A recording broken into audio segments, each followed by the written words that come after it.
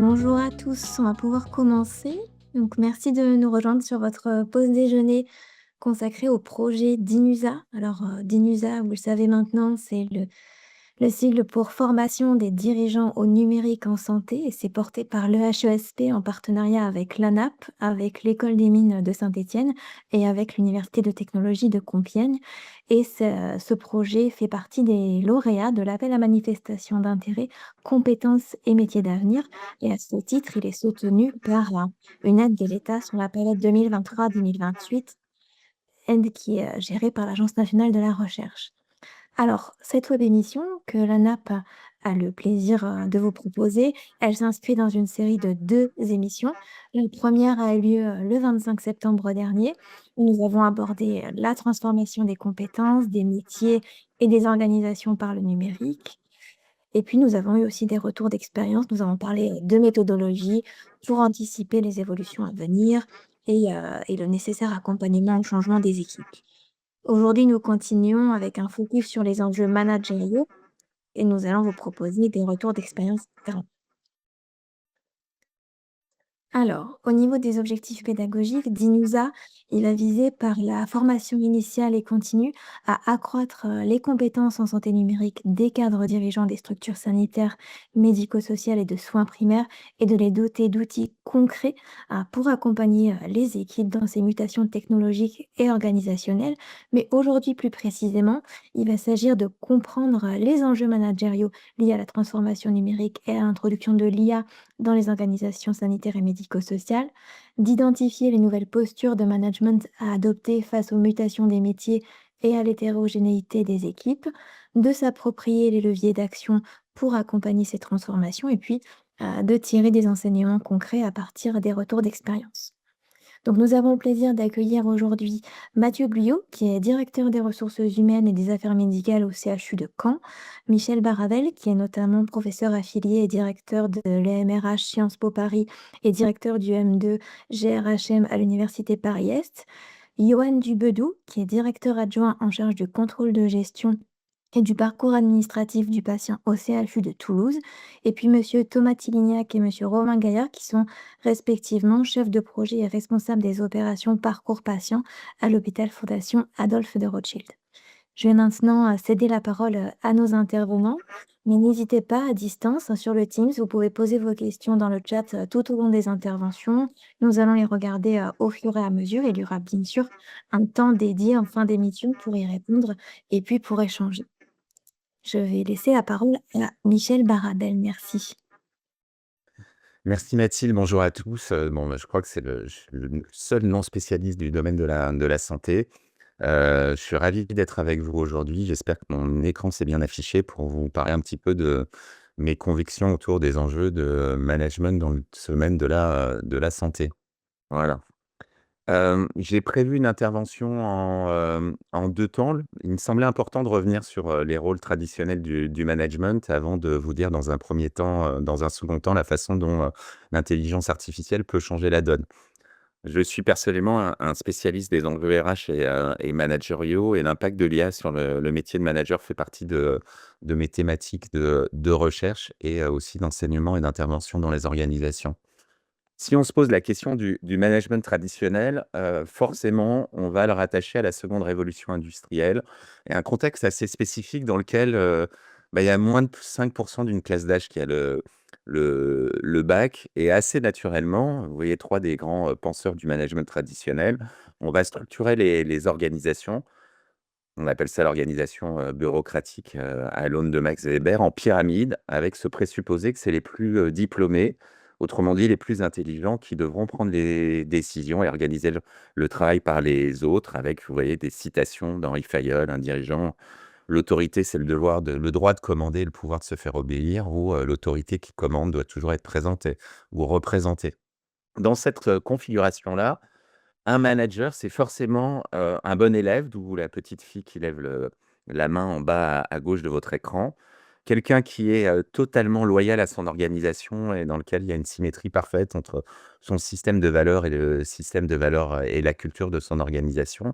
Et parce qu'il a quelques qualités qu'il a démontrées à l'école, un peu de charisme, des capacités d'analyse et de prise de décision, on va l'accélérer, autrement dit, on va le mettre dans une petite fusée et en route vers les sommets de l'organisation, d'où cette idée un peu d'un manager, Wonder Woman ou Superman de l'organisation, dont les qualités, sont exceptionnelles et c'est à lui de tirer les autres et en particulier, c'est à lui d'être, positionné sur les rôles d'anticipation, de prise de décision, de coordination et de contrôle. Manager, c'est quelqu'un qui va, régler les problèmes, assurer le contrôle, établir des objectifs, clarifier les rôles et la responsabilité des différents membres de son équipe. Moi, j'aime bien parler du modèle du rameur. Autrement dit, dans le modèle du rameur, la mer est relativement plate. Sur la deuxième partie du XXe siècle, on est plutôt dans des environnements concurrentiels qualifiés de relativement stables et simples en comparaison avec ce qu'on vit aujourd'hui en 2025.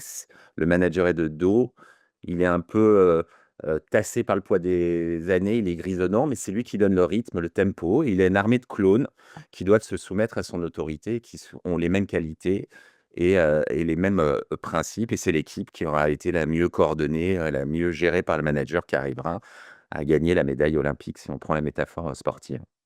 Alors une fois qu'on a dit ça, qu'est-ce que l'IA peut changer dans le management?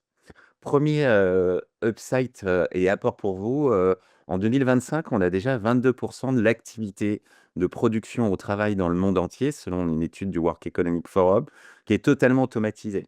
Ça peut être, par exemple, dans le domaine du recrutement quand, vous confiez à des, applis qui s'appellent les ATS, la préqualification des candidats.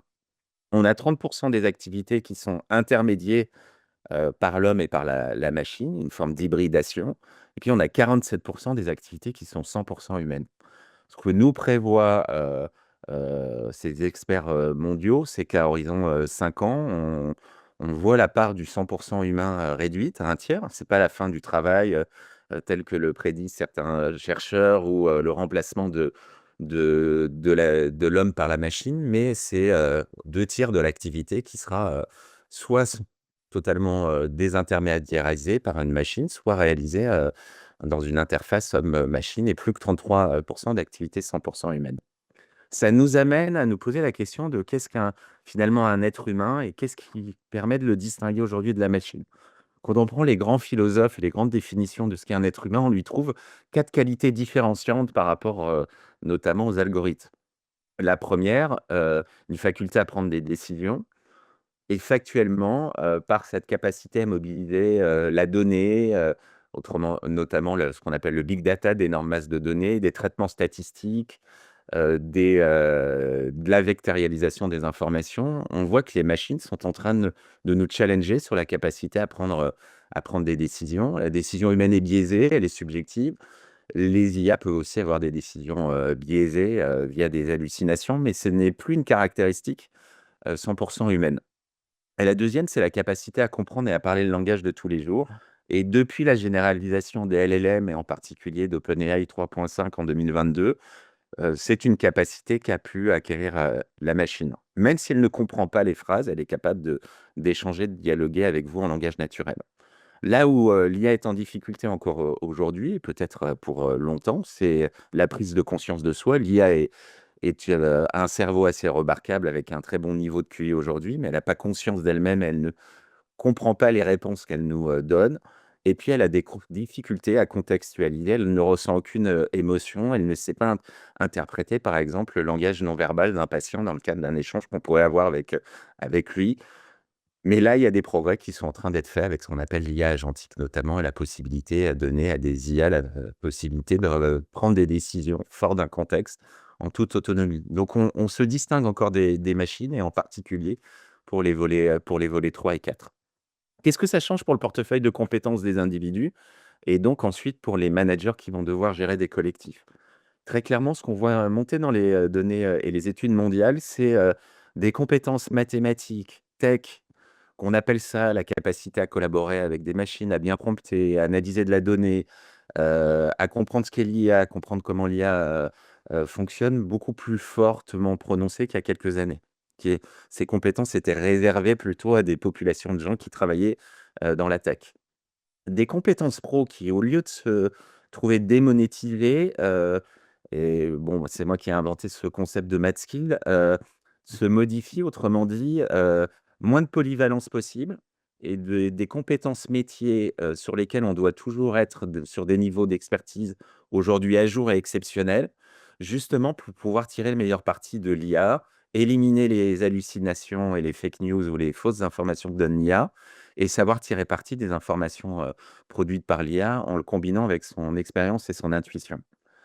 Un socle de compétences qu'on appelle, soft skills en anglais, mais moi je préfère le terme socio-cognitif pour montrer qu'elles sont à la fois, d'ordre, cérébral comme l'esprit critique, d'ordre relationnel comme ou émotionnel, qui deviennent indispensables. Par exemple, une capacité à apprendre, une capacité à collaborer, une capacité à tirer le meilleur parti de la machine en évitant, ses propres biais.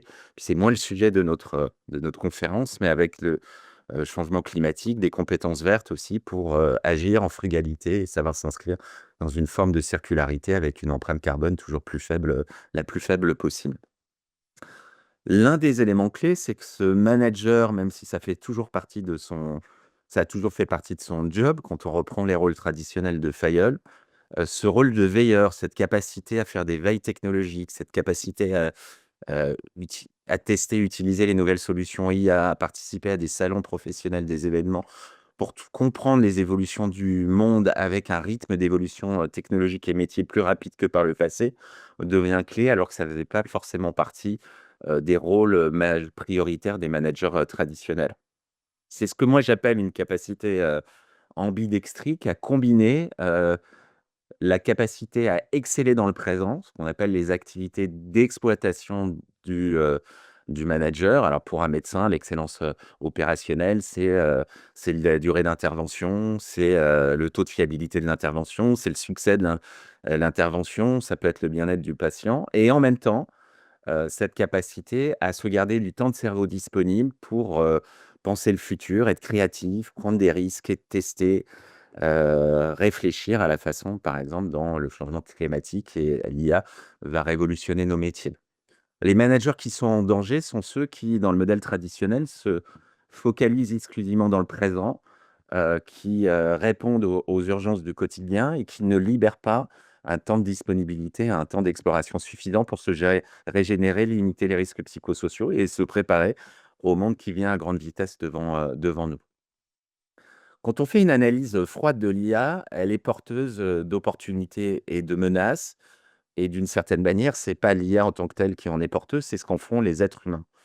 On voit très clairement que dans les promesses positives potentielles, la libération des tâches répétitives, un compte rendu, d'entretien avec un patient qui est fait à la voix, sans que ça puisse nous prendre, trop de temps, toutes les activités qui pourraient potentiellement être répétitives, simples et chronophages, l'IA pourrait nous en libérer avec cette possibilité peut-être demain de nous focaliser sur des tâches à plus forte valeur ajoutée.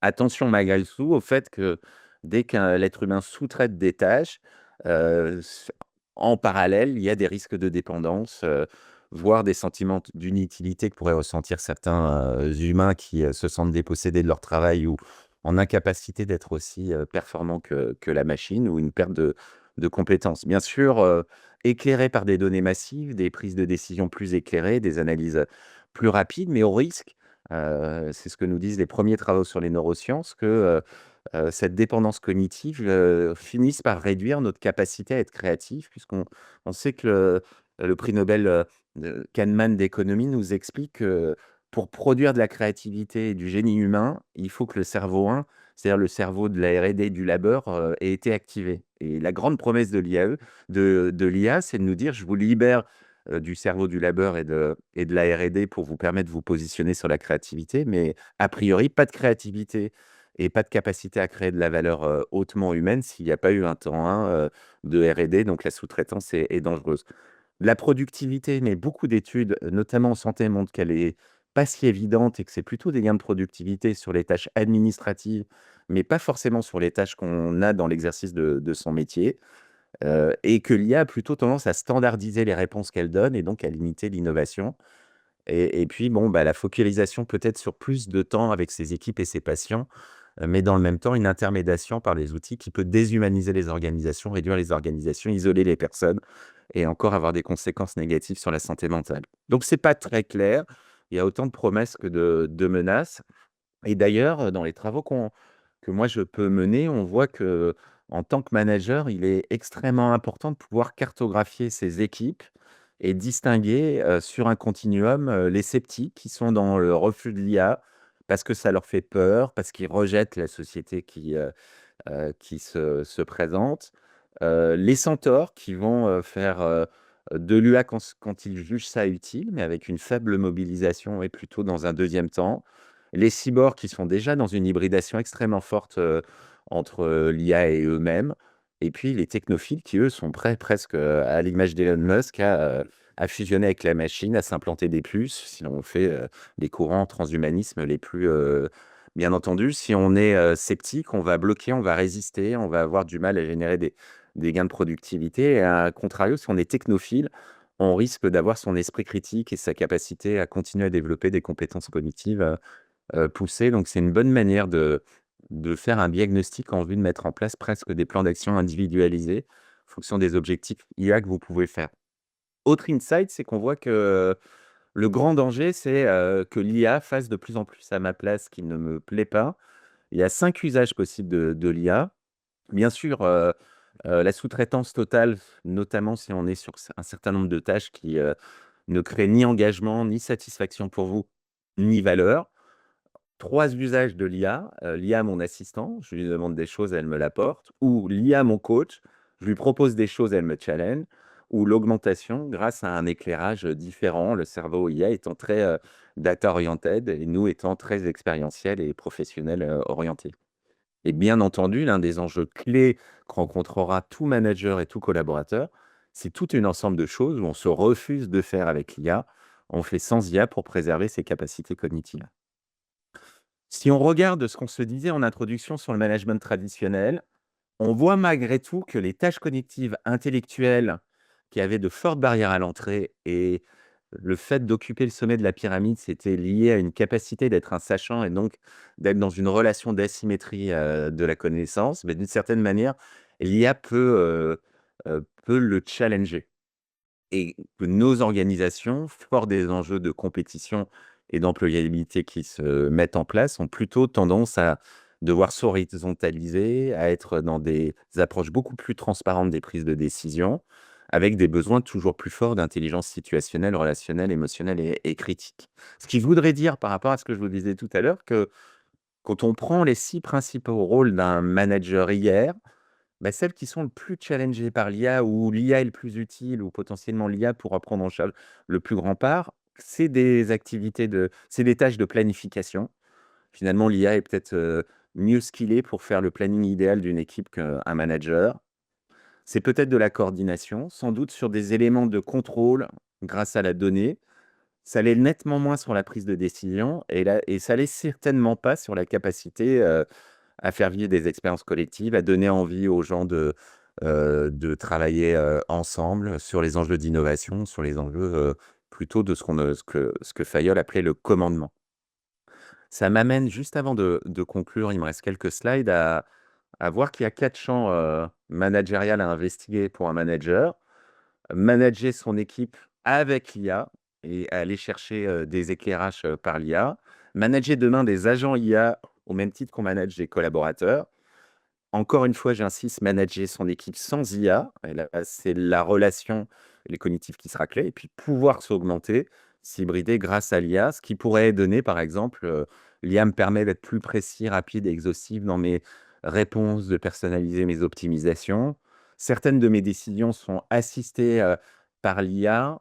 Je refuse, de travailler avec l'IA pour réhumaniser mon management et miser sur, la proximité, le temps long, prendre soin de mes équipes et j'ai un, double numérique qui me permet de discuter, de réfléchir, de brainstormer par exemple et là encore, ça sera dans la capacité à faire les 4, que sans doute les managers demain pourront être, en axe d'amélioration et en performance. Un dernier point, avant de conclure, ce qu'on voit, c'est que, puisqu'on a très peu de temps, on pourrait en parler des heures, c'est que l'IA a plutôt tendance à individualiser la relation de travail des collaborateurs et l'un des grands dangers, c'est d'en faire un outil pour un individu, alors que d'une certaine manière, il faudrait en faire un outil, d'équipe. Certains travaux insistent sur le fait que, discuter en équipe des résultats générés par l'IA, réfléchir à la façon dont on peut, déléguer certaines prises de décision à l'IA ou, se réunir régulièrement pour partager et réfléchir sur des expériences en ayant mobilisé l'IA, c'est la meilleure manière d'éviter les pièges, de l'IA qui seraient, la dépendance, la surinterprétation, la difficulté à identifier les biais. Donc j'ai pas le temps d'insister là-dessus, mais en tant que manager, sensibiliser aux pièges de l'IA, anticiper les risques, cartographier les experts, mettre en place des communautés de pratique pour converger collectivement sur la façon dont on l'utilise, c'est peut-être la meilleure manière de l'utiliser plutôt que d'en faire un outil à la main du seul manager, au risque de l'isoler et puis de le rendre dépendant et de subir peut-être, plus fortement les risques. En guise de conclusion, extrêmement important de préserver les opportunités d'apprentissage du 100 humain et de la humanisation du management, d'où la prudence à la dépendance excessive à l'IA. Bien analyser les gains de productivité générés par l'IA et son usage. Ne pas toujours commencer par l'IA, ça fonctionne nettement mieux pour notre cerveau quand on produit d'abord quelque chose et qu'on est challengé dans un second temps par l'IA. Et puis bien entendu, analyser, les résultats de l'IA en la questionnant, mais ne pas hésiter à s'augmenter par la data et l'IA pour être un meilleur, manager. Merci de votre attention.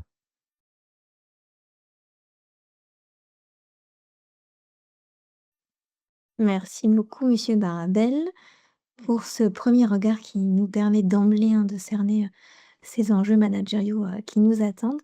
Je vais maintenant, donner la parole à Yoann Dubedou sur la mise en place d'un portail de données au CHU de Toulouse. Yoann, vous pouvez, partager, votre écran. Merci. Donc, je me présente, Johan Dubedou, donc je suis directeur d'hôpital, directeur adjoint au CHU en charge du contrôle de gestion et du parcours administratif du patient. Donc, je suis positionné au sein de la DAF, CHU de Toulouse. Je vais vous présenter un outil qu'on a développé ces dernières années au CHU de Toulouse, qui s'appelle le portail de données, qui est un espace au sein duquel on centralise des tableaux de bord. Mais ce que je veux surtout vous montrer, c'est comment on se prépare à l'IA. Comment est-ce que finalement le projet dont je vais vous présenter le livrable n'est surtout pas un projet technique, mais c'est avant tout une transformation des façons de penser, une mutation un peu des paradigmes dans nos process administratifs. Et c'est plus ça qui nous importe aujourd'hui dans la réflexion à Toulouse. Donc je vais commencer par vous montrer en quelques clics. Est-ce que vous voyez mon écran? Ouais, je pense que c'est bon. En quelques clics, on a développé un outil ces dernières années qui permet très simplement d'avoir accès à toute une batterie d'informations du CHU de Toulouse. Donc, je vous présenterai les chiffres après. CHU, c'est une grosse boutique. Il y a beaucoup de données et là, on a un outil qui nous permet d'avoir une visualisation très rapide des données sur plusieurs années, sur plusieurs équipes médicales, des pôles, etc. Je peux avoir comme type d'information où est-ce que mes patients qui sont hospitalisés sont domiciliés, quel âge ils sont, combien de fois ils reviennent, quelle est leur heure d'entrée, leur heure de sortie, et agréger tout ça du coup pour avoir des indicateurs utiles au pilotage d'activité. Donc on a un outil qui aujourd'hui est robuste, qui me permet vraiment d'avoir un niveau hyper fin d'information. Et ce que je vais vous présenter, c'est comment est-ce qu'on est arrivé aujourd'hui à ce résultat. Donc le portail de données que vous avez rapidement aperçu, l'espace qui centralise des tableaux de bord, on peut visualiser à l'intérieur l'activité externe, l'activité d'hospitalisation, des blocs opératoires, toutes nos consommations de pharmacie, DM, les données RH, etc. Bon, en gros, c'est à peu près 250 indicateurs, plus des variantes, par exemple des écarts en volume, en valeur, en pourcentage, etc. Les infos en général sont dans nos bases de données des infos qui sont chargées jour par jour, unité par unité, patient par patient. Donc on a le niveau le plus fin d'information et les tableaux de bord sont l'agrégation au niveau macro de ces différentes données. Pour faire ce projet, je dispose d'une équipe qui est composée d'une chef de projet, d'une data analyst qui a 50% sur ce projet côté DAF, 50% côté informatique, et un 0,2 d'ingé informatique. Le CHU de Toulouse, c'est donc effectivement un établissement de grande taille, hein, c'est à peu près 1,7 milliard d'euros de budget, 16 500 agents, 2 948 places. Bref, je pourrais vous passer plein de données, mais ce qu'il faut surtout avoir à l'esprit, c'est que c'est un très gros établissement avec des volumes de données qui sont du coup très significatifs. Et donc, ça nécessite, pour pouvoir faire les tableaux de bord que je vous ai montrés, une certaine démarche. Moi, je suis arrivé au CHU de Toulouse en janvier 2023 avec un premier objectif qui était de dire « Johan, tu dois créer des tableaux de bord et en automatiser la production, puisque en 2023, si vous aviez besoin d'un taux d'occupation sur une unité ou un service, il fallait faire une demande, créer une requête spécifique. Il n'y avait pas du tout d'accès direct à cette information et on n'avait pas non plus de communication sur les modalités de calcul de cette information. Donc c'était mon objectif initial. Aujourd'hui, après 3 ans sur ce projet, l'objectif a été un peu modifié. On a plus ou moins atteint l'objectif initial et au fur et à mesure, ce qui nous intéresse maintenant, c'est plutôt de prédire. Finalement, pas regarder les tableaux de bord de l'activité du mois dernier, mais plutôt se dire, vu les masses de données qu'on a injectées dans l'outil, comment est-ce qu'on prédit l'activité des mois futurs et comment est-ce qu'on anticipe ces variations.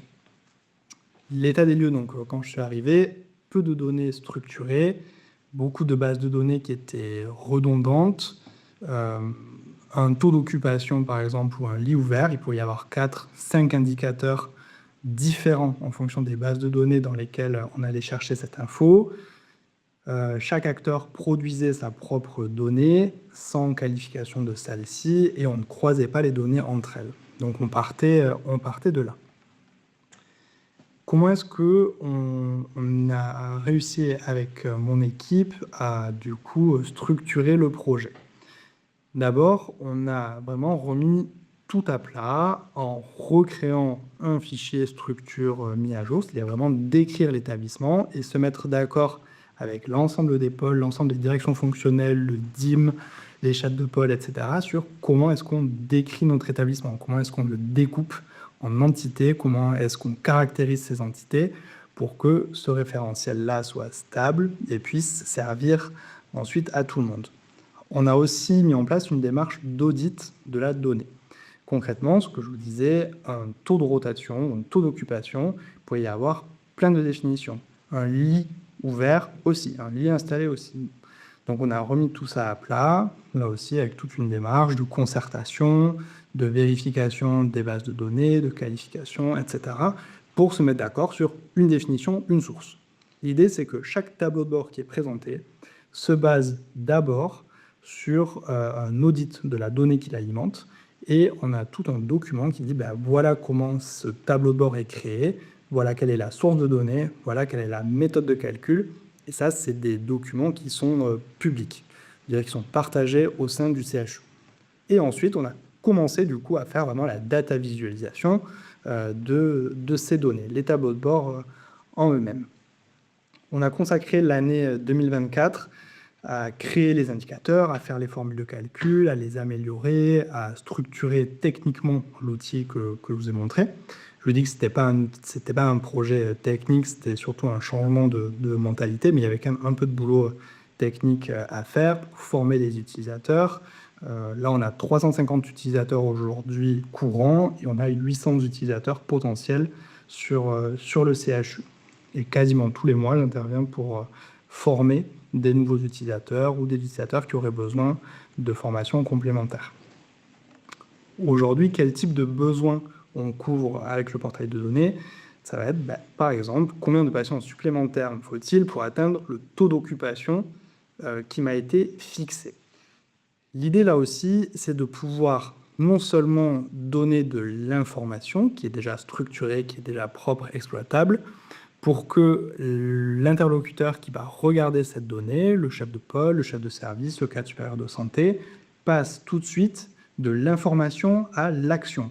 Concrètement, je vois que mon nombre de patients à midi est plus faible le vendredi, je sais que c'est sur cette journée-là qu'il faut que j'augmente mon activité, donc que je programme peut-être mes vacations de bloc opératoire différemment, Et tout de suite, on est vraiment dans la discussion du plan d'action.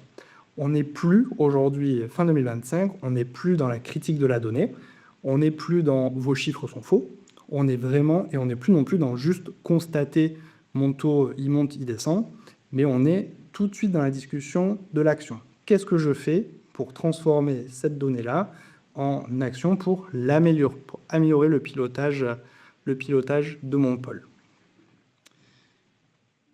Ce qu'on a voulu faire au travers de ce projet également, c'est de commencer à acclimater nos interlocuteurs à la démarche vraiment data. Pour nous, cela signifie qu'on veut mettre en place un socle de données, des bases de données, des référentiels et des modes d'exploitation de la donnée qui permettent de restituer de l'information, qui permettent aussi d'avoir toujours des discussions objectivées. Quand la direction des finances va discuter avec un pôle clinique, si on n'est pas d'accord déjà sur la production, sur la donnée de base, ou s'il n'y a pas de données pour appuyer ces discussions, ça devient vite inutile, ou en tout cas pas productif. Là, on arrive avec des données qui sont labellisées, qui sont acceptées par toutes les parties, et donc on est tout de suite dans des discussions beaucoup plus productives. Ce travail sur le portail de données nous a permis également de commencer à nous mettre en ordre de marche pour structurer nos entrepôts de données et commencer à faire tourner des modèles d'IA. Ce qu'on veut faire, donc je vous l'ai dit, c'est pas assez de regarder dans le rétro, à plutôt regarder devant nous, prédire des informations, et donc on fait en sorte de nettoyer nos bases de données et de réussir à identifier des modèles, des schémas de données, de faire des tests pour essayer justement de prédire l'activité. Donc on fait un exercice par exemple pour les volumes d'activité 2026 qu'on prépare pour notre PRD. À la fois, on utilise notre méthode traditionnelle qu'on utilise depuis des années pour prévoir l'activité et discuter avec les pôles. Et en parallèle, on fait tourner plusieurs modèles, plusieurs algorithmes avec des paramétrages un peu différents pour voir finalement sur nos premiers tests d'intégration de l'IA, quels sont les modèles qui semblent mieux fonctionner que d'autres et comment est-ce qu'on va pouvoir les exploiter à l'avenir. Donc en conclusion, on est aux prémices de l'IA parce qu'on n'en a pas encore, en tout cas sur la direction des finances, d'utilisation concrète avec des outils. Par contre, on s'est donné les moyens de pouvoir travailler correctement sur l'IA à partir de 2026 grâce à un travail préalable de nettoyage des données, de mise en place de certains référentiels et de labellisation surtout de nos données. Donc il n'y a plus de débat dessus et on sait qu'on peut les exploiter du coup maintenant vraiment en mode big data. Voilà ce que je voulais vous présenter aujourd'hui sur ce projet au CHU de Toulouse.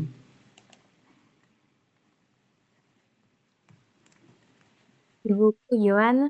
Et n'hésitez pas dans le chat à commencer à poser vos questions, comme ça on pourra y répondre en fin d'émission. Je passe maintenant la parole à Valentin Gaillard et Thomas Tigignac de la Fondation Rothschild pour le retour d'expérience. Merci Mathilde, bonjour à tous. Donc nous, on n'a pas de slide à vous présenter, mais on voulait en fait vous présenter en fait notre façon de voir les conduites du changement en fait sur des expériences qu'on a eues dans le passé sur des projets de transformation, soit numérique ou non d'ailleurs, et aussi en fait de façon un peu théorique comment on souhaite conduire le changement sur les prochains projets de digitalisation que l'on souhaite lancer à Vital, puisque bah, vous savez, même si on souhaiterait en fait, fonctionne facilement avec des machines, dans la pratique, c'est pas faisable. Et donc, pour accompagner le changement avec tous les humains avec lesquels on travaille, il est important en fait de prendre en charge et de prendre en compte leurs émotions. Donc, de façon très théorique, là où je voulais en venir, c'est que quand on prépare un changement, en fait, on peut voir le changement comme une annonce à nos collaborateurs qui pourrait s'apparenter à un petit deuil, en fait, parce qu'en fait, on fait le deuil de l'organisation précédente pour aller vers une nouvelle organisation. Et en fait, que cette organisation soit vraiment profondément changée ou pas, il y a un accompagnement qui est nécessaire. Et donc, il faut arriver en fait à calculer, ah, inaudible pour moi, Je sais pas d'où ça vient du coup, si ça vient de mon micro ou pas. Hem, On vous entend, mais il y a un petit bruit, effectivement, un petit bruit aigu, qui gêne un petit peu. OK. Là, ça Je va sais mieux. pas d'où ça vient parce nous on n'entend rien du coup, mais Là, là c'est c'est un peu mieux, mieux ou c'est pas? mieux. Oui, c'est OK, parfait. parfait. Donc donc voilà, donc je voulais revenir en fait sur l'accompagnement au changement qui est, quelque chose aujourd'hui qui est nécessaire. J'enfonce un peu des portes ouvertes en disant ça, mais en fait, ce qui est important, c'est, que vraiment dans tous les projets, comme on fait une phase de phasage, en fait, qu'il y ait cette phase de prise en compte, de la conduite au changement, qui est aujourd'hui dans nos organisations, essentielle pour arriver à ce que le deuil, en fait, de l'organisation précédente soit fait, avant le lancement et la mise en production du projet, et donc ça passe par tout un tas de choses qu'on souhaite mettre et en fait, vers d'abord de la transparence, c'est-à-dire qu'aujourd'hui, comme vous le savez, notamment avec l'IA, avec les nouveaux outils numériques et cetera, beaucoup de gens se font une idée ou une mauvaise idée du fonctionnement et en fait, on arrive à avoir l'adhésion des équipes, déjà si on est très transparent sur quel va être le fonctionnement et là, on avait parlé en fait de donner l'exemple de la mise en place de notre DPI 100 informatisé, mais je souhaite aussi donner un autre exemple qui est en fait, il y a quelques années, on a mis, comme dans plusieurs hôpitaux, en place, le brancardage, géré par informatique, donc avec PTA, avec la solution de l'entreprise Geosoft et au départ, en fait, il y a eu un rejet massif du projet, de la part des utilisateurs finaux parce que en fait, chaque utilisateur s'imaginait que, les brancardiers notamment allaient être, pistés, fliqués et suivis partout, ce qui n'était pas du tout le fonctionnement parce qu'en fait, il y avait pas de balise ni de suivi, de géolocalisation des brancardiers, et en fait, c'est là où, dès le départ du projet, il faut être très transparent sur comment va fonctionner la technologie pour avoir l'adhésion et ensuite, comme je disais, arriver à faire en sorte d'informer, d'écouter, d'agir et de soutenir et de valoriser ensuite, les équipes qui vont participer à ce changement-là, par de la pédagogie. Donc, encore une fois, comme je l'ai dit juste avant, ces mots-là, en fait, peuvent paraître être simplement des portes ouvertes qu'on connaît tous. Mais en fait, il y a souvent un écart entre la théorie de cette conduite du changement, qui n'est pas nouvelle, en fait, et qui existe dans les entreprises et dans les organisations depuis, des dizaines d'années.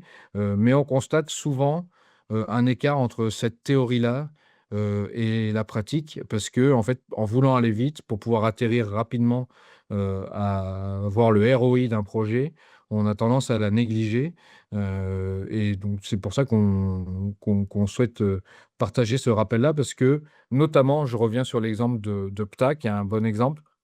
En fait, en parallèle, on a aussi souhaité que la gestion du transport sanitaire à la fondation soit gérée par le même logiciel et en fait, vu que le process nous semblait, de prime abord, beaucoup plus robuste et beaucoup plus connu par les équipes et maîtrisé par les équipes que la partie brancardage avec les brancardiers, et ben, nous, on a fait l'erreur à la fondation de un peu moins accompagner les équipes et les transporteurs derrière avec lesquels on a travaillé sur ces mêmes étapes-là que je vous ai expliqué avant de conduite, en fait, du changement, du deuil d'une organisation vers une autre organisation et il se trouve que ça a été un échec, et qu'on a réussi finalement à mettre en place, la partie PTA sur la gestion du transport interne, mais pas sur la gestion du transport externe et quand on fait, l'analyse derrière, en fait, de cet échec-là, on constate que la négligence de ce changement, de cette conduite du changement-là et de ces étapes-là, a conduit au report, puisque maintenant on y revient, de cette partie-là. Voilà un petit peu l'expérience que je voulais partager, mais ce qui est important aujourd'hui, notamment la dernière chose que je voulais partager avant de donner la parole à Thomas aussi, c'est vraiment qu'aujourd'hui, de plus en plus effectivement de nouvelles de nouvelles choses en termes de numérique, de IA et cetera arrivent sur le marché. Et il y a beaucoup de gens qui souhaitent s'en saisir. On parlait de hiérarchie tout à l'heure, mais la hiérarchie, en fait, il y a pas forcément que les cadres ou les directions qui souhaitent s'en saisir, mais aussi les collaborateurs et parfois les collaborateurs, ou même les cadres, en fait, peuvent en faire un mauvais usage parce qu'il y a pas, de formation ou en tout cas d'accompagnement justement à l'utilisation de ces nouvelles, de ces nouvelles technologies et les transformations numériques vont nécessiter que les hôpitaux, que toutes les sociétés, en fait, prennent en compte ça pour que le risque, ce soit pas que, tous les collaborateurs en fassent des usages qu'eux-mêmes jugent, jugent bons, et qui puissent perturber ensuite derrière l'organisation. Voilà. OK. Je sais pas, je vais donner la parole à Thomas. Eh ben, bonjour, j'espère que vous m'entendez bien, ou mieux que tout à l'heure. Donc moi, je suis chef de projet, au sein du pôle applicatif, donc dans la direction des systèmes d'information. Dans ce contexte de transformation numérique, hein, pas seulement, IA, de mon point de vue, si je devais distinguer trois leviers d'action, pertinents ou majeurs, hem, c'est là aussi j'ai encore le sentiment d'enfoncer le porte ouvert parce que les conduites du changement, c'est très bien décrit, mais c'est, très souvent, sous-estimé ou sous-évalué. Ces 3 leviers, à mon sens, qui ont intérêt, c'est en 1er, c'est l'implication des métiers, in fine l'implication des utilisateurs finaux dans le projet, parfois de manière très précoce. Pour moi, c'est indispensable de ne surtout du point de vue de la DSI, de ne pas travailler en silo, mais de s'appuyer sur des expertises, sur des compétences, au sein des autres directions et particulièrement aussi, sur les utilisateurs, finaux. Le deuxième levier, c'est, comme le mentionnait Romain, c'est, de vraiment, de faire appel au plus de transparence possible, au plus de pédagogie possible, parce qu'on raisonne souvent en termes d'alignement d'objectifs, entre, les objectifs de la direction générale, les objectifs, de la DSI. Moi, j'aime bien aussi le raisonner en termes d'articulation des besoins, parce que ces différentes entités au sein de l'hôpital, là, pour le coup, ont parfois des besoins, différents au sein du même projet et c'est de réfléchir à comment est-ce qu'on articule ça au mieux, pour avoir, un projet, cohérent et serein. Et puis le troisième levier, c'est, le suivi des usages, au long cours. Ça, c'est, clairement souvent mésestimé. Ça implique, comme l'implication des métiers, heu, d'avoir des expertises métiers à disposition et c'est souvent un challenge, finalement de pouvoir organiser ça parce qu'ils vont faire ça en plus de leur travail, de leur mission première. Pour autant cette implication et ce suivi des usages avec les utilisateurs finaux, c'est souvent accompagné d'un très bon ROI pour encore une fois mener un projet, de transformation numérique, assez sereinement et de manière assez stable au long cours. C'est celui des usages, c'est aussi important parce qu'il y a rien de plus labile, qu'une procédure, clairement pourtant, bien définie qui au cours du temps, s'effiloche avec, l'utilisation de plus de centaines d'utilisateurs finaux où chacun, parfois contribue un peu à faire à sa manière et s'écarter un peu des objectifs initiaux. Juste un petit mot pour illustrer, avec un exemple assez vertueux, pour le coup, c'est, le déploiement au sein de notre établissement d'une solution qui s'appelle l'IFEN Intégration. C'est un projet qui a été, porté et initié par la DSI et par, l'établissement, pas par les métiers à la base. L'IFEN Intégration, c'est une solution qui permet de dématérialiser, d'automatiser l'intégration de documents externes dans le dossier patient informatisé. Cette tâche-là, jusque-là, elle était manuelle, extrêmement chronophage, dévolue au secrétariat et elle impactait aussi la prise en charge, soignante puisque, il pouvait y avoir un retard conséquent dans la mise à disposition, pour les équipes médicales et soignantes de documents d'intérêt, comme des comptes rendus de biologie typiquement. Et après avoir travaillé sur les obstacles, et les contraintes techniques, on a choisi d'impliquer les métiers, les utilisateurs finaux, en proposant au plus gros secrétariat, consommateur de cette tâche-là d'intégration, de devenir, le secrétariat pilote, en fait, d'être déployé en premier et d'éprouver, vraiment cette solution avec, la rigueur, dont elles font preuve, de manière générale et on est même allé plus loin, parce que du coup, et là je remercie l'éditeur l'IFEN sur ce plan-là, on est allé plus loin en proposant à ces secrétaires de ce service pilote de travailler en direct, conjointement avec l'éditeur, pour leur faire des propositions d'amélioration de l'outil, des propositions de développement de nouvelles fonctionnalités qui leur semblaient pertinentes au quotidien, et puis de servir de bêta-testeur finalement de ces fonctionnalités qui ont été développées en un temps assez record. Donc là, vraiment, tout le monde sur cette organisation à trois têtes, la DSI, les secrétaires et l'éditeur, tout le monde a a été valorisé dans cette expérience-là. Les secrétaires au premier plan, puisqu'on là, on a valorisé, leur expertise, leur métier, leurs compétences, et puis nous, DSI établissement de manière, un peu intéressée aussi, on s'est énormément appuyé sur elle au moment du déploiement, global de cette solution à tous les services. On s'est vraiment appuyé, bah, du coup, sur leur retour d'expérience, et ça, c'est décisif parce qu'on n'est jamais aussi bien convaincu que par ses pairs, et l'intervention de ces secrétaires dans la présentation et dans l'utilisation de cette solution, elle a permis de désamorcer, parfois des critiques d'autres secrétariats qui se profilaient, de lever des obstacles et de lever des freins, et puis elle a permis de convaincre de manière beaucoup plus sereine, toutes leurs collègues, et on a pu, déployer là aussi, de manière assez, calme et posée, cette solution. Ouais, c'était vraiment un exemple, vertueux, pour les suivis des usages, là aussi je pourrais continuer un petit peu plus longtemps, mais ça a été aussi, important de suivre ça au long cours pour avoir vraiment une solution stable et avec des bénéfices, au long cours. Juste un tout petit mot vraiment pour terminer, heu parce qu'on a beaucoup parlé là d'IA, c'est effectivement, c'est l'avènement de ces solutions à base d'IA, heu, au niveau informatique et au sein de l'hôpital.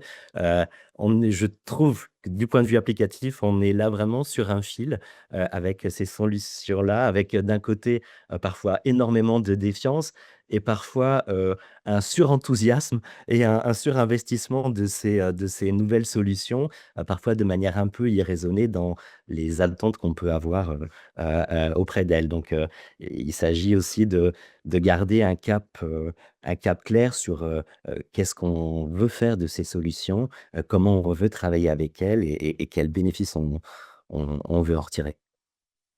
Je Voilà, j'ai un peu voulais fait le tour de mes sujets. Merci Thomas, et je voulais juste, pour conclure, juste 2 petites choses aussi, quand on parlait d'accompagnement et aussi d'implication des équipes, encore une fois, on l'a dit plein de fois, mais ça peut sembler être juste enfoncer des portes ouvertes, parce que c'est évident qu'il faut impliquer les équipes. Mais des fois, les directions de projet et cetera, ou même les directions générales sont un peu frileuses au temps qu'elles vont passer à le faire, et aussi au fait qu'ils ont l'impression que si on y implique trop tôt, ça va trop changer le projet et cetera. Alors qu'en fait, quoi qu'il arrive, les impliquer au plus tôt, bah, déjà, par rapport au deuil que j'expliquais tout à l'heure, bah, plus on le fait tôt, plus la mise en prod et l'acceptation du deuil interviendront en même temps. Et en plus de ça, ça évitera plein d'allers-retours dans la gestion du projet. Ça fera gagner du temps, parce qu'on voit que quand on les implique trop tard, et ben, c'est là où le projet change, parce qu'initialement, comme on ne connaît pas bien le métier quand on dirige un projet, ou etc., et qu'on ne travaille pas au quotidien avec la solution, et ben, on fait plein d'allers-retours, et finalement, on perd du temps après parce qu'on n'a pas impliqué suffisamment tôt les équipes. Et ensuite, parce comme on parlait de l'IA et de transformation des métiers, et Thomas l'a très bien dit dans l'exemple avec l'IFEN Intégration, c'est que les impliquer, c'est aussi, leur montrer que en fait, tout ça, c'est une transformation de leur métier vers plus de valeur ajoutée, et aussi, du coup, une valorisation de leur métier. Alors que quand on leur apporte la solution, sans les avoir impliqués avant et sans leur avoir expliqué, sans avoir intégré, et ben, en fait, elles se sentent pas du tout valorisées, alors qu'au final, nous, on pensait qu'elles allaient l'être parce qu'on allait leur donner un outil qui allait leur permettre d'avoir plus de valeur ajoutée et cetera. Mais si elles ont pas participé dès le début et qu'on arrive but en blanc avec une solution, c'est pas le sentiment qu'elles ont. Voilà, qu'ils ou elles ont d'ailleurs. Merci beaucoup messieurs pour ce retour d'expérience, très, très riche. Je vais pouvoir maintenant donner la parole à Mathieu Guyot avec son retour d'expérience sur le projet de robotisation au sein de la DRH, du CHU de Caen. Bonjour à tous, c'est un plaisir d'être avec vous aujourd'hui pour présenter. Hop, notre cas d'usage sur la robotisation au sein du département des ressources humaines au CHU de Caen. Est-ce que vous voyez bien mon écran déjà? C'est bon? Oui, OK, c'est tout bon. parfait. Alors déjà, je vais commencer par me présenter. Je suis Mathieu Guyot, directeur du département des ressources humaines, au CHU de Caen, comme vous l'avez deviné. Et je suis dans ce département en charge, de la gestion des affaires, ce qu'on appelle couramment les affaires médicales et la gestion des personnes non médicaux. Heu, alors, l'objet, déjà je vais me mettre en plein écran.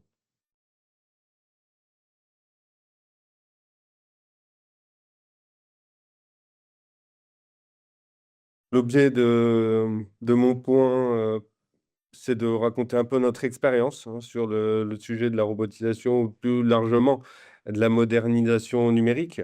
Et je vais commencer directement par les «leçons» entre guillemets de cette expérience, de ce cas d'usage. Heu, beh, la thématique de la journée, c'est comment accompagner les transformations et là, en tant que en tout cas, j'allais dire praticien de l'innovation, en tout cas, on essaye, d'innover. Les points majeurs, pour accompagner les transformations. Je dirais que le point déjà, le premier point, le premier conseil que je peux donner, c'est, de détecter et d'anticiper les changements. Alors qu'est-ce que j'entends par là? C'est que, quand on est manager, il faut avoir connaissance des changements technologiques. Évidemment, il ne faut pas forcément être, spécialiste de l'informatique, non, quand on n'est pas sur la direction informatique, mais en tout cas d'avoir une culture suffisante, et de se renseigner de manière continue, d'être en veille, sur tout ce qui se fait et les innovations. Bref, rester en veille sur les évolutions de l'environnement. Et oser, sortir de cadre pour faire des choses, que d'autres n'ont pas forcément fait. Ça peut être s'inspirer évidemment de ce qui est fait, mais ça peut aussi être d'inventer des nouvelles choses. Et donc pour ça forcément, il faut avoir un état d'esprit particulier. La créativité, ce n'est pas forcément inné, hein, ça peut aussi se développer. En tout cas, ça me semble un point primordial, quand on cherche à innover dans son service, dans sa direction, dans son département. Autre point évidemment sur la place du responsable, ça serait d'expliquer le but. C'est ce que je vais essayer de faire moi-même, hein, lors de cette présentation, et la philosophie, de ces transformations-là, surtout sur de la modernisation numérique. Il y a un point particulier, vous comprendrez lorsque j'aurai terminé, c'est qu'il faut faire preuve de constance et de persévérance. En vrai, si un changement était simple, tout le monde l'aurait déjà fait. Si on est sur des choses que personne n'a réalisées jusqu'à présent, forcément, c'est complexe. Et parfois, il faut faire preuve de persévérance. Parfois, bousculer les pratiques aussi. Heu et donc ça, c'est un aspect qui n'est pas forcément très mis en avant, mais à un moment, il faut y aller. Heu, c'est indispensable pour qu'on puisse avancer. Moi, j'ai détaillé 3 points sur cette slide, et le troisième, c'est sur les compétences au sens large. Alors, déjà, c'est, faire un point sur ses propres connaissances et compétences, en termes d'innovation. Tout le monde n'est pas forcément obligé d'être à la pointe, de l'innovation technologique et des technologies qui évoluent, surtout vu la vitesse. Mais dans ce cas-là, ça veut dire qu'il faut s'entourer des personnes qui ont ces compétences-là. Ça me semble absolument indispensable si on souhaite vraiment aller sur des choix d'innovation forts, ou des choses qui n'ont pas été faites jusqu'à présent dans d'autres, en France ou dans d'autres établissements. Et donc, là, ça c'était un peu la réponse, puisque c'était la question de la réunion de ce jour. Maintenant, je vais vous raconter un peu plus le projet et ce qui a été fait exactement pour potentiellement vous donner des idées. Déjà, j'aimerais revenir déjà, à la base, et la base, c'est à quoi servons-nous? Moi, je suis à la tête d'un département RH, donc la question que je me pose, c'est à quoi servent les RH? Évidemment, c'est un pourvoyeur de services, hein, globalement. En tout cas, il s'agit de déterminer les attendus pour les utilisateurs. En l'occurrence, nous, nos utilisateurs, ce sont les professionnels de l'établissement en premier lieu. Donc, gestion de dossiers fluide, pratique, ergonomique, procédures claires, communication adaptée, et cetera. Sur des domaines stratégiques et importants, hein, pour les professionnels, la paix, les carrières, formation, évaluation, et cetera. Un certain nombre de processus transversaux, RH. Et il n'y a pas que les agents, hein, il y a aussi le rôle pour la gouvernance, qui est sur les DRH, DAM, avec des aides à la prise de décision. Les managers attendent aussi beaucoup les autres, managers des établissements du département RH et aussi évidemment des agents RH aussi qui attendent des outils performants. Donc une fois qu'on a défini, j'ai envie de dire, dans les grandes lignes, le besoin, en tout cas le service qui est attendu, c'est voir en quoi l'innovation, technologique, la modernisation numérique peut apporter des gains. Bon. Quelques pistes, en tout cas moi qui me semble évident, mais il faut quand même évoquer, c'est que, dans un département des ressources humaines, à quoi peut servir une modernisation numérique? C'est-à-dire l'acquisition de nouveaux outils ou de nouvelles technologies. Déjà, c'est des réponses et des traitements de dossiers plus rapides, une augmentation de la satisfaction des professionnels à ce titre-là, meilleure gestion des projets, avec des outils adaptés. Il ne faut pas l'oublier non plus, tout simplement une augmentation de la performance administrative. Ce que j'entends par là, c'est une augmentation de la vitesse d'exécution des dossiers, vitesse «production» entre guillemets. Et enfin, de manière plus large, c'est une meilleure gestion, des process transversaux. Recrutement, EAP, c'est les évaluations, l'onboarding, l'accueil, plan de formation. Il y en a une multitude, hein, là, ce sont essentiellement les plus connus que je cite ici. Heu Je voulais aussi, évoquer avec vous, parce qu'on parle de modernisation numérique, mais qu'est-ce qu'on entend exactement, par ça? Moi, ce que je vous propose, c'est une typologie de la maturité des systèmes d'information en RH. Bon là, ce sont des travaux que j'ai réalisés sur le sujet qui n'engagent que moi, bien sûr, mais en tout cas, moi, c'est comme ça que je vois les choses. On peut définir différents niveaux, hein, en France, dans les établissements de santé. J'ai mis du niveau 0 au niveau maximum, on le verra, c'est le slide d'après. Donc niveau 0, c'est tout simplement qu'il y a pas de SIRH, ça existe encore aujourd'hui, avec une gestion manuelle, des dossiers sans outils particuliers. Donc c'est soit des processus totalement papiérisés, pas de démarche en ligne, parfois des tout au plus, c'est un S enfin des sys de l'utilisation de l'informatique, c'est du Excel et du Word, ça s'arrête là. Cela dit, c'est quand même rare aujourd'hui les établissements qui n'ont pas de SIRH, qui sont à ce niveau 0, même si j'en ai déjà rencontré dans ma carrière. Niveau 1, ça serait l'informatisation basique avec persistance papier. Là-dedans, c'est qu'on a commencé à acquérir des logiciels. Ça, c'est un niveau 1, c'est un peu, années 90, on peut dire. Donc c'est les logiciels traditionnels, logiciel planning, gestion administrative, gestion des absences, gestion de la paye, et cetera. Là, on n'est pas encore, sur, le niveau 2 où on est sur de la collaboration digitale. Sur ce niveau 1, vous voyez, il y a pas encore la signature électronique. On est un peu sur un système hybride, heu, puisque, on utilise l'informatique sur un certain nombre de points. Par exemple, voilà, les plannings, il y a un logiciel planning, mais pour autant, on peut pas poser ses congés, directement en ligne ou sur son téléphone portable. Non, il faut qu'il y ait un cadre qui rentre manuellement les plannings. Ça, c'est niveau 1. Niveau 2, donc là, on est plus sur de la collaboration digitale. Donc là, c'est des établissements qui ont mis en place des portails RH, c'est-à-dire c'est un site web, hein, concrètement, où les agents peuvent se connecter avec identifiant mot de passe, hem et qui offre un certain nombre de services, typiquement avec des attestations, et cetera. Là, par exemple, nous, on a beaucoup travaillé sur les attestations, en termes de robots. C'est-à-dire qu'on a des systèmes, je rentrerai un peu plus dans le détail, hein, de ce qui a été mis en place. Mais par exemple, nous, sur le portail RH, on a mis des attestations automatiques, un peu comme les assurances. Vous savez, il y a des attestations d'assurance, sans doute vous le faites.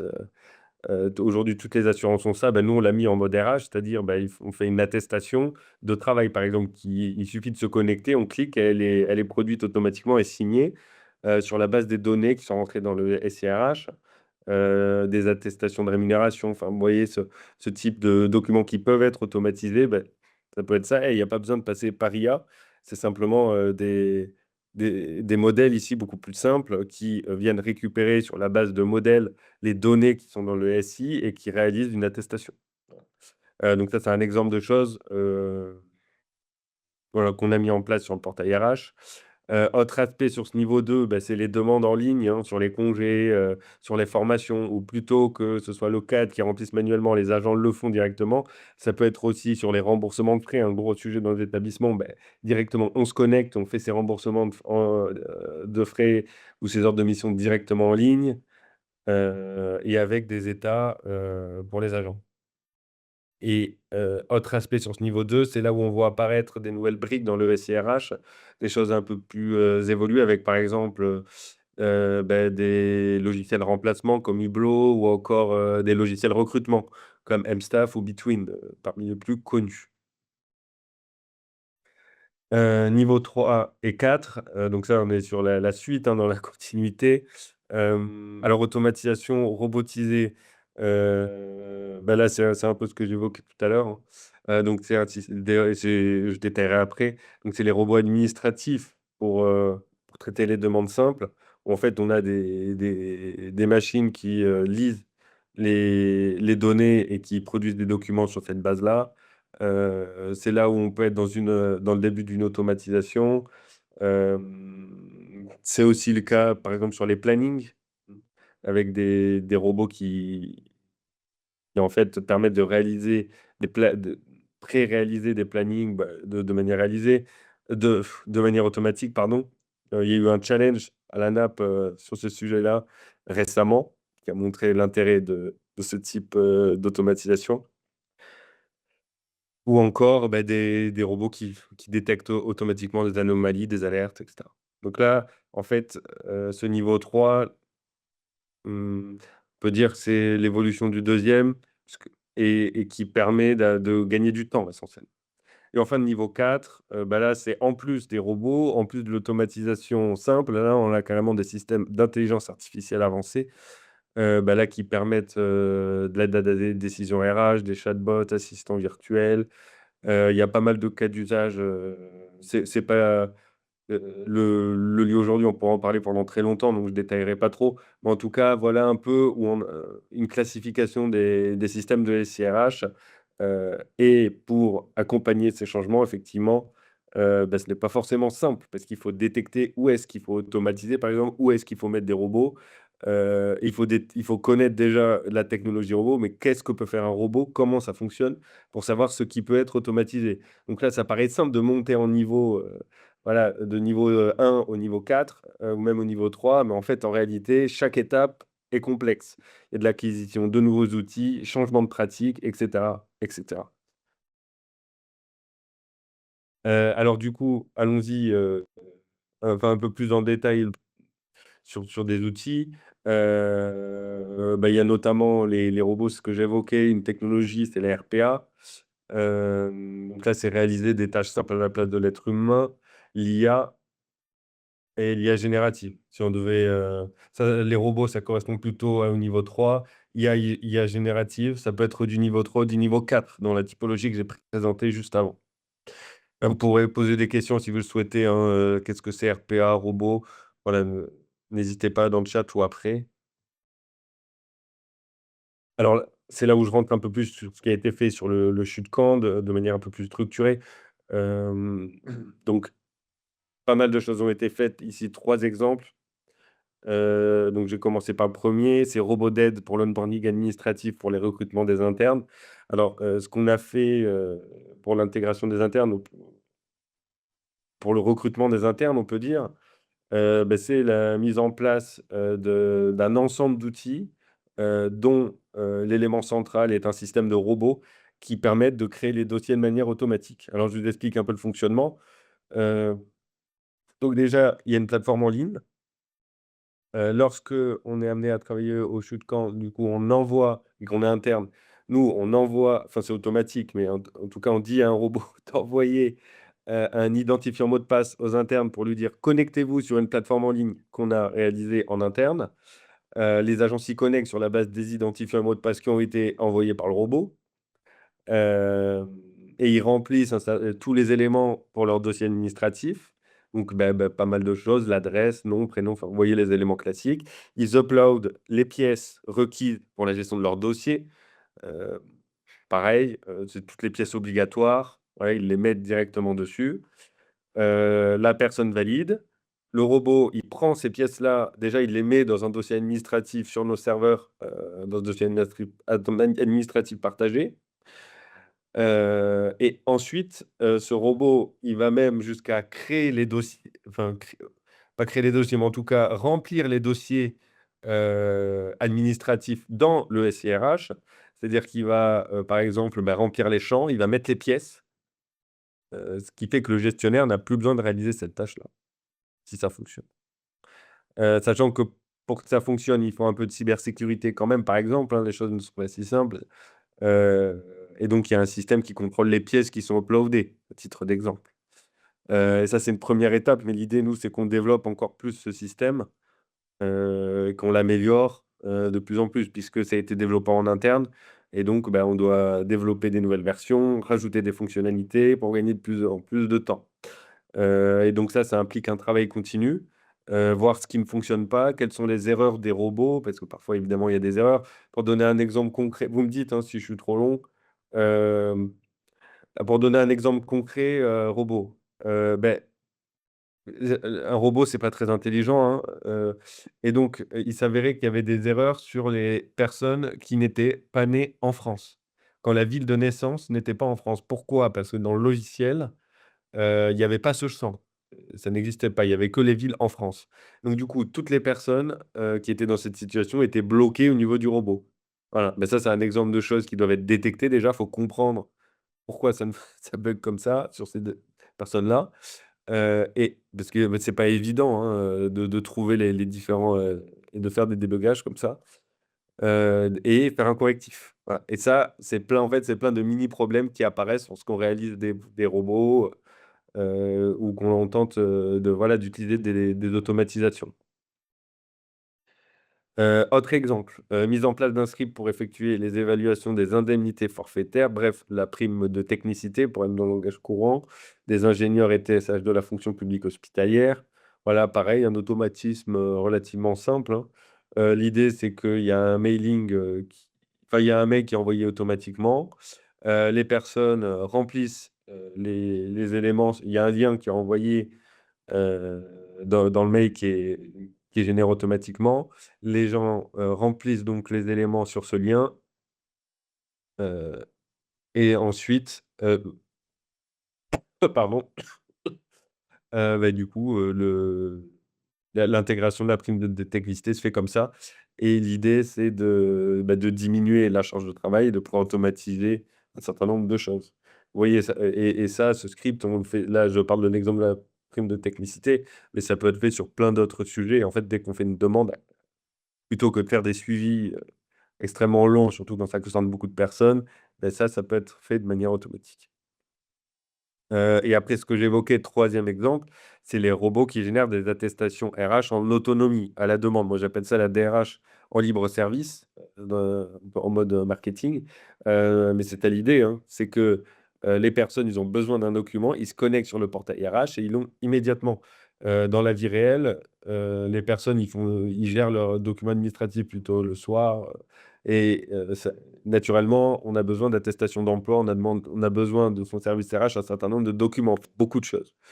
Et l'idée, c'est que, ces robots qui gèrent les attestations, heu, bah, ça permet de faire gagner du temps aux professionnels et d'augmenter la satisfaction et ça permet aussi, aux professionnels, aux gestionnaires de la RH, ceux qui sont chez nous dans le département, de ne plus avoir à gérer ces dossiers-là puisque sauf en cas de problématique bien sûr, puisque le robot, génère l'attestation. Donc ça fait une demande de moins qui est un peu rébarbative, hein, puisque la procédure pour faire une attestation, faut la faire, puis après la faire signer et cetera et cetera. C'est quand même un peu long souvent. Là, il y a plus, cet aspect-là. Ça, c'est le mail, par exemple, hein, voilà, qui est c'est un peu illisible, en fait. Mais c'est le mail pour la prime de technicité dont j'évoquais, c'est le script, voilà, qui est généré automatiquement. Voilà, vous trouverez dans le tableau ci-dessous la liste des agents de votre service, et cetera. Hop, donc quelques insights, quelques éléments là sur ce cas d'usage. Hem, ouais, nous, en tout cas, on a une politique active, hein, de développement et de construction de robots, pas que, parce qu'on a pas mal de projets RH, une application mobile aussi, on aimerait mettre en place, très rapidement là. Le choix qui a été fait, c'est en interne, voilà. On n'est pas passé par de l'externe ici. Ça implique, bah, de former les agents, évidemment et et un aspect notable, c'est que, heu, c'est un coût évidemment, donc quand on développe des robots, qu'on fait des choses en interne, d'ailleurs même si c'est le cas en externe, il faut essayer de faire des économies d'échelle. Donc nous, heu, il y a eu un rapprochement d'âme DRH, et l'idée c'est que ce qui est fait pour la DRH, l'ex-DRH soit utilisé pour les professionnels médicaux et vice versa. Ça fait un peu des économies d'échelle, plutôt que d'avoir des outils différents pour la gestion des personnels médicaux et non médicaux. Ce qui implique un rapprochement des RH d'âme. Et autre aspect clé, c'est que nous, on a créé un poste spécifique là-dessus au sein du département des ressources humaines. Une se un quelqu'un qui puisse faire ce lien entre l'informatique et la DRH, et ses fonctions métiers plus administratives. Parce que, ce sont quand même des compétences spécifiques. L'idée, c'est que ce poste qui est vraiment transversal, et qui a un pied à l'informatique, un pied à la DRH, puisse, parler les 2 langages. Parce que souvent, c'est des langages un peu différents, entre l'informatique et les directions métiers. C'est que les directions métiers, évoquent un besoin, il faut le traduire un peu en informatique. Et vice versa, quand il y a un problème, quand il y a des tests à faire, parce qu'il faut en réalité, il faut faire beaucoup de tests, hein, les choses ne fonctionnent pas, du jour au lendemain, immédiatement. Heu, Là aussi, ça nécessite un dialogue prononcé entre les 2. Et donc un challenge pour la mise en place, c'est de trouver des idées, où cela peut fonctionner dans les process, à mettre en place de manière opérationnelle. C'est vraiment un aspect clé, hem en tout cas qui est révélé par ce cas d'usage. Et donc on va pas se le cacher, c'est compliqué, hein, l'innovation. Certes, il y a des gains, mais c'est compliqué. Là, j'ai mis, un petit article, une étude du MIT qui indique que dans 95 des cas, on parle souvent d'IA, les projets d'IA ne génèrent pas de gains immédiats. C'est-à-dire qu'en fait, il faut pas s'attendre à des miracles immédiats. Je tiens à le signaler parce que sinon on se décourage vite. C'est un marathon en réalité, l'innovation. Et au départ, il peut y avoir des petites problématiques et c'est petit à petit qu'on y arrive. Bah, c'est ce que je disais, voilà, les obstacles sont inévitables, donc il faut un peu de persistance et de créativité pour résoudre les problèmes. Mais il y a aussi certains cas où vraiment on se rend compte que ça ne fonctionne pas. Heu, à un moment, il faut savoir aussi, abandonner le projet et en prendre un autre, puisque ça permet de libérer des ressources pour un nouveau, pour une nouvelle. Bah, je vais direct, voilà. Impeccable, merci beaucoup à Mathieu. Bon, il n'y a pas encore énormément de questions dans le chat, mais n'hésitez pas à nous solliciter. Il y avait une question sur la disponibilité du replay et bien sûr, vous retrouverez la réémission sur la chaîne YouTube, de l'EHESP. Vous avez déjà la première qui est disponible. Y a-t-il des RPA déjà prêts pour automatiser les RH? Question pour Mathieu. Des RPA, c'est, déjà prêt, c'est-à-dire des RPA sur étagère, ça vous entendez? Monsieur Jiménez, si vous pouvez préciser. Oui, côté Ouais, c'est un édité. peu compliqué, pour une raison simple, c'est qu'un RPA pour qu'il fonctionne, il faut qu'il soit adapté à votre système d'information. En fait, RPA, qu'est-ce que ça signifie de tête? C'est Robotic Process Automation, c'est un terme anglais. En gros, c'est l'automatisation robotique des processus et en fait, c'est un agent virtuel, c'est un robot qui va faire des manipulations sur l'écran, hein. C'est-à-dire que ça sera enregistré, il y a des mouvements, qui doivent être faits ou des données qu'il peut récupérer, mais c'est propre à l'environnement RH. C'est propre même à l'environnement informatique. Ce qui fait que dans tous les cas, il y aura besoin d'adaptation. Généralement, le RPA, il est fait «sur mesure» entre guillemets. Heu c'est très rare que ce soit, enfin, j'ai jamais entendu parler d'un truc automatique, côté éditeur. Il y a des gens qui accompagnent effectivement, sur les RPA, il y a des sociétés qui le font, qui vous aident à développer, du RPA si vous n'avez pas les compétences en interne et la technologie. Mais je vois ça va être compliqué de proposer quelque chose sur étagère, très clairement. Il y a un truc qui change, le RPA ne fonctionne pas. Donc du coup, ça implique forcément, un côté sur mesure. Écoutez, s'il y a pas d'autres questions, je vous propose qu'on clôture puisqu'on a un petit peu dépassé. Un grand merci, à nos intervenants et puis, à vous aussi, à distance, de nous avoir écoutés, ce midi. Avec l'ensemble de l'équipe, d'Inunza, nous espérons que ces 2 émissions vous auront permis de comprendre les enjeux managériaux et humains de la transformation numérique en santé et d'identifier des pistes qui soient vraiment, concrètes pour accompagner vos équipes et aussi vos futures équipes. Pour le projet d'Inusa, il se poursuit, hein. Vous pouvez, retrouver, la plateforme d'Inusa, donc formation.dinusa.ehesp.fr. Vous avez aussi, la chaîne YouTube pour tous les contenus, de formation. Je vous souhaite une très belle fin de journée. Merci beaucoup. Au revoir, merci.